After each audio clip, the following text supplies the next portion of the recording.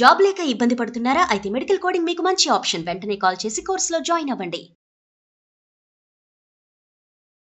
నమస్తే రమగారు. నమస్తే చే ఏదైనా మంచి చందమామ కథ చెప్తారా? అబద్ధాల అక్క చెప్దాం. అబద్ధాల అక్క బాగుంది. నిజాల చెల్లెలు అనమాట. అదే కదా. పూర్వం అట మణిపురం రాజ్యానికి యువరాజు విజయుడు, మంత్రి కుమారుడు మహేంద్రుడు, వీళ్ళిద్దరూ మంచి ఫ్రెండ్స్ అట.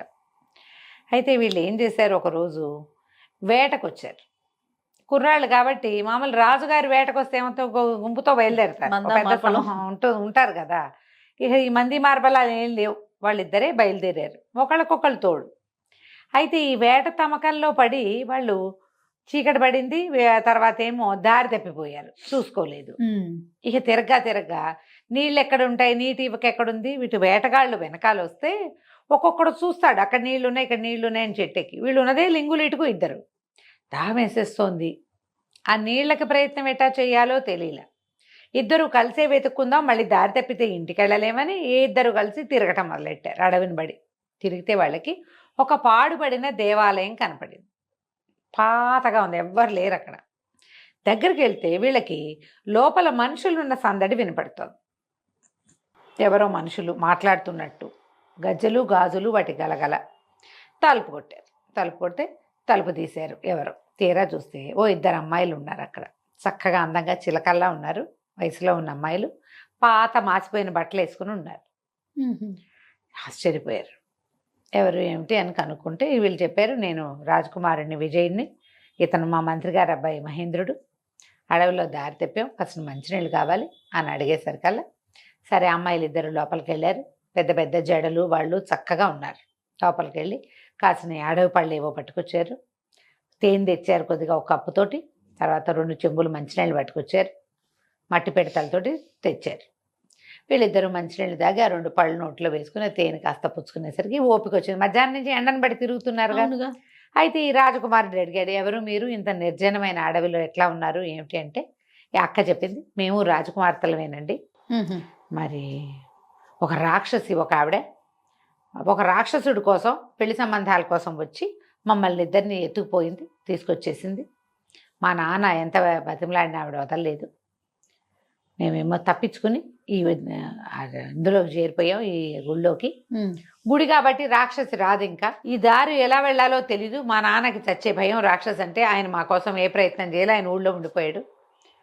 తప్పించుకుని అక్కడికి ఎలా వెళ్ళాలా అని ఆలోచిస్తూ మేము ఇక్కడే ఉండిపోయాం. ఏదో అందని కాయ కసరు తింటున్నాం, మేము తలుపులు వేసుకుని లోపల ఉంటున్నాం అని చెప్పేసరికల్లా ఈ మంత్రి కుమారుడికి, రాజకుమారుడికి విపరీతంగా నచ్చింది ఆ అమ్మాయి.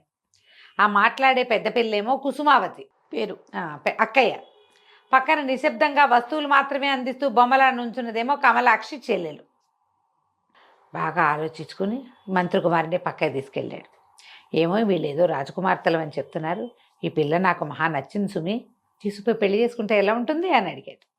మంత్రి కుమారుడు అన్నాడు, నీతో మాట్లాడిన అమ్మాయిని నువ్వు చూసావు, మాట్లాడకుండా ఉన్న అమ్మాయిని నేను చూశాను, ఆ అమ్మాయి కూడా మహా బాగుంది, మరి ఆ పిల్లని నేను చేసుకుంటాను, అక్కా చెల్లిని చేసుకుందాం, మన ఇద్దరు మిత్రులం కదా, తీసుకుపోదాం పట్టన్నాడు. సరే ఇద్దరు మళ్ళీ వచ్చారు. మాట్లాడుకుని, అమ్మాయి మేమిద్దరం పెళ్లి చేసుకుంటాం, ఇక్కడ ఎందుకు, మాతో పాటు వచ్చేసేయండి, తర్వాత చూద్దాం మీ సంగతి, మీరు ఊరెళ్తాలు గీరెళ్తాలు ఆలోచిద్దాం అనేసరికల్లా ఈ పిల్లలిద్దరు సరేనని ఒప్పుకున్నారు. బట్టలు సర్దుకోవడానికి లేదా బట్టలు మార్చుకోవడానికి అక్కా చెల్లి ఇద్దరు లోపలికి వెళ్ళారు. లోపలికి వెళ్ళగానే కమలాక్షిని అడిగింది అక్కని, ఏమిటి అక్క అన్ని అబద్ధాలు ఆడేవు, రేపొద్దున మాట బయటపడితే ఎంత ప్రమాదం, ఇప్పుడు వాళ్ళు రమ్మంటే వాళ్ళ వెనకాలబడి వెళ్ళిపోయామంటే అమ్మాయి అయిపోతుందే అన్నది. అనేసరికల్లా కమలాక్షి అంది, కుసుమావతి చెప్పింది, నేనన్నీ ఆలోచించాను, అమ్మ కూడా మనని చక్కగా సెటిల్ చేయాలనుకుంటోంది, రాజకుమారుడు మంత్రి కుమారుడు మనకెక్కడ దొరుకుతారే, వాళ్ళంతటా వాళ్ళు వెతుక్కుంటూ వచ్చారు లోపలికి, సిరిడా మోకాలు అడ్డకు, అమ్మాయి అయిపోతుందని ఆలోచించద్దు అసలు, అమ్మ కూడా ఇదే కావాలి, ఎక్కడో చోట మంచి చోట మన పడేయటమే కదా కావాలి, శుభ్రంగా రాజప్రాసాదంలోనూ మంత్రిగారి భవనంలోనూ ఉంటాం మనం, అమ్మాయినా ఇదే కోరుకుంటుంది, మాట్లాడకుండా బయలుదేరిన బదు. ఇంతకీ ఏమిటి సంగతి, వీళ్ళేమి రాజకుమార్తెలు కాదు, ఈ దేవాలయం ఉన్న అడవికి బాగా ఎగువనున్న ఒక పల్లెటూరులో వాళ్ళు. ఆ పిల్లల తండ్రి ఒక ధనవంతుడి దగ్గర పెద్ద మొత్తంలో అప్పు తీసుకున్నాడు, వ్యాపారంలో పెట్టాడు, వ్యాపారం పోయింది, ఆయన అప్పు తీర్చలేకపోయాడు. ఆ ధనవంతుడు నీ పిల్లలిద్దరిని నాకు ఇచ్చి పెళ్లి చేయమని మొదలుపెట్టాడు. ఇద్దరు పిల్లలు అప్పటి కాలంలో ఉండేది కదా, ఇద్దరిని ముగ్గురిని చేసుకునేవాళ్ళు. ఈ పిల్లల్ని ఇచ్చి పెళ్లి చేయలేక ఆయన 50 ఏళ్ల వాడు, ఈ పిల్లలు 16, 18 ఏళ్ల పిల్లలు. తండ్రి గుండెపోటు వచ్చి ఆయన కాస్త మరణించాడు. తల్లి ఆ ధనవంతుడి నుంచి తప్పించుకోవటానికి ఇల్లు వాకిలి అక్కడే వదిలిపెడితే ఆ వాళ్ళ ఇల్లు జప్తయిపోతుంది, పోతే పోయింది. పిల్లల్ని మాత్రం లేవదీసుకుని ఆవిడ ఆ అడవులన్నీ దాటుకుంటూ ఈ అడవిలోకి వచ్చింది. ఇక్కడ ఈ పాడుపడిన దేవళం ఉండి ఎవ్వరూ మనుషులు లేకపోవడంతో లోపల నుయ్యుంది. దేవళానికి గిన్నె దొన్నె పాత్ర సామాగ్రి ఉంటాయి. అవును. మరి ఈ సామాగ్రితోటి దొరికిందేదో వండుకుని పిల్లలిద్దరిని అక్కడ దాపెట్టుకుని ఉన్నది ఆవిడ. చెరుకో మూట బట్టల మూట తెచ్చుకుని అక్కడ ఉన్నారు వాళ్ళు. ఈవిడేం చేసింది, రోజు పిల్లలిద్దరిని ఇక్కడే ఉంచి ఆవిడ సమీపంలో ఉన్న ఊళ్ళకెళ్ళి ఏదైనా అడిగి తెచ్చుకుంటుంది. అక్కడి నుంచి తెచ్చుకున్న బియ్యంతో ఒక వారం 10 రోజులు కాలక్షేపం చేస్తారు. ఆ కాలం ఏంటంటే ఎవరన్నా అడిగితే ఓ గుప్పెడు బియ్యం పెట్టడమే అప్పటి పద్ధతి. కాయా కసరు అడవిలోనే ఉంటాయి. అట్లా కాలక్షేపం చేస్తున్నారు. ఈ పిల్లలిద్దరిని ఏమో కుసుమావతిని కమలాక్షిని ఇప్పుడు రాజకుమారుడు మంత్రి కుమారుడు రా రా రా అన్నారు. సరే ఇద్దరు బయలుదేరారు. ఈ చిన్నపిల్ల ఏం చేసింది, అమ్మకి తెలియకుండా అయిపోతుందని ఒక పాత ఓణి ఒకటి ఉంటే దాన్ని చింపి చిన్న చిన్న తుంపులు చేసి పెట్టుకుంది. ఇంతంత పీలికల్లాగా చేసింది. మంత్రి కుమారుడేమో గుర్రం ఎక్కింది కమలాక్షి, రాజకుమారుడి గుర్రం ఎక్కింది కుసుమావతి. ఆ గుర్రం ఎక్కి వెళ్తూ ఈ పిల్ల ఏం చేసింది, తను తెచ్చుకున్న సంచులోంచి ఒక్కొక్క గుడ్డ ముక్క లైన్గా వేసింది. ఇద్దరు భవనాలకు చేరారు. రాజుగారు మంత్రి గారు వేరే ఏదో వ్యవహారం మీద ఊళ్ళో లేరు. పెద్దమ్మాయిని రాజప్రాసాదంలోకి, చిన్నమ్మాయిని మంత్రి గారి భవనంలోకి బట్వాడా చేశారు. చీకటి పడేసరికి మర్నాడు పొద్దుటకో ఈ ముసలావిడ ఇంటికి వచ్చింది. పిల్లలిద్దరూ కనపడలే ఈ గుళ్ళో. అయితే ఏమయ్యారని అటు ఇటు చూస్తే ఈ గుడ్డ పిల్లకలు కనపడ్డాయి. ముందు భయం వేసింది, ఓణి చిరిగిపోయిందా పిల్లది, ఏదైనా ప్రమాదం ఎదురైందని. తర్వాత తెలిసింది అవి ఒక లైన్ ప్రకారం వేయబడి ఉన్నట్టుగా కనపడుతోంది. ఆ గుడ్డ పుచ్చుకుని నడిస్తే ఇంకో ముక్క కనపడింది, మళ్ళీ అది పుచ్చుకుని నడిస్తే ఇంకో ముక్క. అది నగరం వైపుకి దారి తీస్తుంది. ఓహో, పిల్లలు తాము వెళ్ళిన దారి మనకు తెలియజేశారు, చూద్దామని ఆవిడ దారి పుచ్చుకుని ఊళ్ళోకి వచ్చేసారు కల్లా రాజుగారి భవనం దాకా. రాజుగారి భవనం మంత్రి గారి భవనం పక్క పక్కన ఉన్నాయి. వాటి ఎదురుగుండా నిలబడి చూస్తోంది అటు ఇటు ఆవిడ, ఎట్లా కనుక్కోవటం అని. ఇంతలో ఏమైంది, ఈ రాజుగారి భవనంలో చేరి ఉన్న కుసుమావతి కిటికీలోంచి తల్లిని చూసి ఒక పని మనిషిని, ఒక సేవకురాలను పిలిచి ఆవిడని పంపించేసి ఇక్కడి నుంచి. ఆవిడ అడుగుతుంది, మాకు తన కూతుళ్ళని అదని మాట్లాడద్దు, పంపించి అవతలకి అనేసరికి ఆ అమ్మాయి వెళ్ళి, ఏమిటమ్మా ఇక్కడ నుంచున్నావు, పద ఇక్కడ నుంచోకూడదు, అట్లా వెళ్ళిపోవని కేకలేసింది. ఆవిడ అవతలకి వెళ్తుంటే మంత్రి గారి భవనం మీద మేడ మీదకి వచ్చిన కమలాక్షి తల్లి గురించి ఆలోచిస్తోంది. అమ్మాయి ఏమైపోతుందో, వెతుకుందో లేదో, తెలిసిందో లేదో, అర్థమైందో లేదని. కిటికీలోంచి చూసేసరికి తల్లి కనపడింది. ఆవిడ నడిచి వెళ్ళిపోతుంది. వెంటనే ఒక పని మనిషిని పిలిచి కేకేసి ఆ వెళ్ళిపోతున్న ముసలావిడిని తీసుకురా, మర్యాదగా తీసుకురా అని చెప్పింది. పని మనిషి వెళ్ళి పరిగెత్తుకుంటూ వెళ్ళింది. అమ్మ, బిల్డింగ్లో మంత్రి గారికి కాబోయే పెళ్లి కూతురు మిమ్మల్ని రమ్మంటోంది, రండి అని తీసుకెళ్ళింది. ఆ పెళ్లి కూతురు ఎవరో ఈవిడికి తెలియదు. పైకి వచ్చి చూసేసరికి కమలాక్షి చిన్న కూతురు కనపడంగానే తల్లి పిల్ల కావలించుకున్నారు. సరే ఆవిడ ఏమంది, ఈ అమ్మాయి ఏం చేసింది, చక్కగా ఒక పూట గడిచిందిగా, అందరు అలవాటు అయ్యారు. ఈ అమ్మాయి కాబోయే పెళ్లి కూతురు అని వాళ్ళకి తెలుసు. ఈవిడికేమో శుభ్రంగా అన్నం పెట్టించి తన గదిలోకి తెప్పించి, తల్లికి అమ్మాయి ఇంత దూరం నడిచి వచ్చావు, అది మంచం మీద పడుకో అని తన తలపం పక్కన చిన్న మంచం ఉంటే ఆ మంచం వేయించి ఆవిడని అక్కడ పడుకోబెట్టి. సాయంత్రానికి మంత్రి గారి కుమారుడు వచ్చాడు. గదిలోకి వచ్చాడు కానీ ఆ మంచం మీద పడుకున్న ఆవిడ పేరెత్తల అతను. ఈ అమ్మాయి చెప్దామనుకుంది.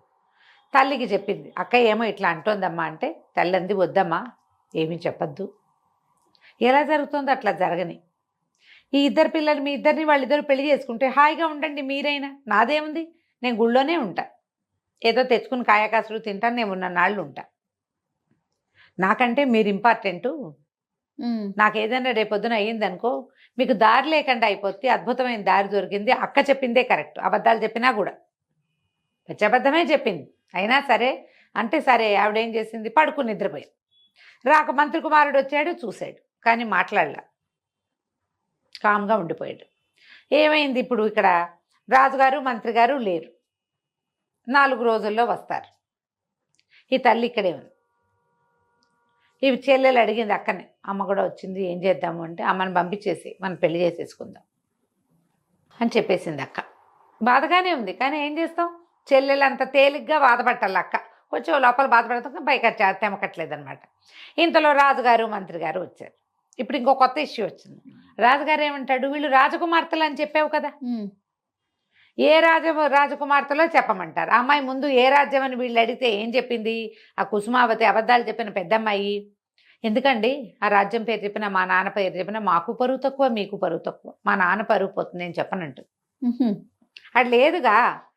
ఈ రాజుగారు వచ్చాక రాజుగారు ఏమన్నాడు, ఇక పరువు పోయేదేముంది, మనం పెళ్లి చేసుకుంటున్నాం కదా ఎట్లాగూ, అమ్మాయిని రాజు పేరు రాజ్యం పేరు చెప్పమని, పిల్లలు అక్కడ పంపిద్దాం, తర్వాత మనం తరలి వెళ్ళి పెళ్లి చేసుకుందాం. ఆడపిల్లల్ని మన ఇంటికి తెచ్చుకు పెళ్లి చేసుకుంటే మర్యాద కాదు, వాళ్ళ ఇంటికి సగౌరవంగా 100 మంది సైనికులు ఇచ్చి 4 పల్లకీలు ఇచ్చి పంపుదాం అనేసరికి మళ్ళీ వచ్చారు.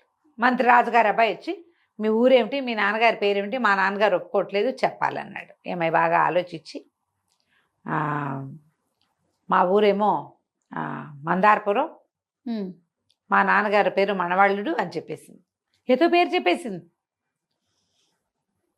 మందారపురం అనేది. సరే అయ్యింది, అక్కడ ఉంది అది, ఏదో లేదు, ఊరే లేదు. తర్వాత మళ్ళీ మంత్రి గారి కుమారుడు కమలాక్షిని చూడడానికి వచ్చాడు.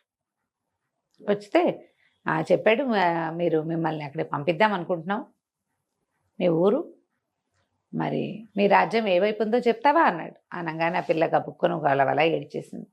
మందారపురం లేదు, మనవాళ్ళు లేడు, మాది మేము అసలు రాజ కన్యలమే కాదండి, మా అక్క మమ్మల్ని క్షమించండి, మా అక్కయ్య అబద్ధం చెప్పింది, ఏ రాజ్యము లేదు, మేము పల్లెటూరు వాళ్ళం, చదువుకున్నాం అంతే, కాస్త 4 ముక్కలు, గుళ్ళో రకరకాల పుస్తకాలు ఉంటే అవి కూడా చదువుకుని మంచి భాష పట్టుబడింది మాకు, అంతకాలంగా అక్కడే ఉన్నాము, మమ్మల్ని పంపించేసేయండి, మా దారిని మేము వెళ్ళిపోవచ్చు, కానీ దారి తప్పుతామని భయంగా ఉంది, గుడి దగ్గర దింపేసేయండి మమ్మల్ని అనేసరిగా నవ్వాడు మహేంద్రుడు పక్కపక్క. మీరు అబద్ధం చెప్పారని నాకు మొదటి రోజునే తెలుసు, కుమారుడు విపరీతమైన ప్రేమలో పడ్డాడు మీ అక్కయ్యతోటి, ఆ అమ్మాయి అబద్ధం చెప్తుంటే నీ మొహం చూసినప్పుడే నాకు తెలిసింది అది నీకు నచ్చలేదని. మీ అక్కయ్య చెప్పిన మందారపురము, ఈ మనవాళ్ళనే రాజు అసలు భూప్రపంచం మీదే లేరు, ఇక్కడికి 1000 యోజనాల దూరంలో అలాంటి ఊరే లేదు, మీరు రాజకుమార్తెలు కాదు అన్న మాట నేను చెప్పేదాకా మా రాజుగారి అబ్బాయికి అర్థం కాలేదు, అతనంత ప్రేమలో ఉన్నాడు, నాకు కూడా నువ్వంటే ఇష్టము ప్రేమ ఉన్నప్పటికీ నేను కొంచెం ఆలోచిస్తున్నా, అతను ఆలోచించట్లేదు, మీకు వచ్చిన భయం ఏం లేదు, మీరు రాజకుమార్తెలు కాదని మేము రాజుగారికి చెప్పేశాము, రాజకుమార్తె కాకపోతే పెళ్లి చేయరేమోనని ఈయన విజయుడు చాలా దిగులు పడ్డాడు. కానీ రాజుగారికి ఏం అభ్యంతరం లేదు. ఆయన కొడుకును ఓదార్చి, నీకు మామూలు పెళ్ళి అయినా సరే పర్వాలేదు, నీకు నచ్చటమే కావాలన్నారు, కాబట్టి మన పెళ్ళికి వచ్చిన ఢోకా ఏం లేదు, మీ అబద్ధాలు ఆడటం సరిగ్గా చేతకాని మీ అక్క, అసలు అబద్ధాలే ఆడలేని నువ్వు, ఇద్దరు మాతో పాటే ఉండొచ్చు హాయిగా అని చెప్పాడు. తర్వాత రాజుగారు వచ్చి ఈ ఆడపిల్లలిద్దరిని ఆశీర్వదించి చక్కగా అంగరంగ వైభవంగా రాజుగారి అబ్బాయికి కమల అమ్మాయిని, పెద్ద అమ్మాయిని కుసుమావతిని, చిన్న మంత్రి గారి అబ్బాయికి ఏమో కమలాక్షిని ఇచ్చి చక్కగా పెళ్లి చేశారు. వాళ్ళ అమ్మని కూడా ఇక ఊరు పంపల, ఆ దేవాలయానికి నువ్వు వెళ్ళక్కర్లేదు, హాయిగా మాతో ఉండమన్నారు. అయితే అడవిలో పురాతనంగా ఉన్న ఆ పెద్ద దేవాలయాన్ని మళ్ళీ వీళ్ళు ఏం చేశారంటే, రాజుగారి అబ్బాయి మంత్రి గారి అబ్బాయి ఇద్దరు కలిసి చక్కగా బాగు చేసి పురాతనమైన మందిరాన్ని ఇక్కడి నుంచి రాజ్యం నుంచి చక్కగా రథం వేసుకుని అక్కడికి వెళ్ళేలాంటి ఏర్పాట్లు చేశారు. పురాతన దేవాలయం, దాన్ని వదిలిపెట్టుకోకూడదు, దానివల్లే మనకి పెళ్ళిళ్ళని మంచి భార్యలు దొరికారని ఆ దైవాన్ని కూడా చక్కగా ఆరాధించుకుంటూ సుఖంగా ఉన్నారు. కథ కంచికి మనం ఇంటికి. నమస్తే రమ్మగారు. నమస్తే.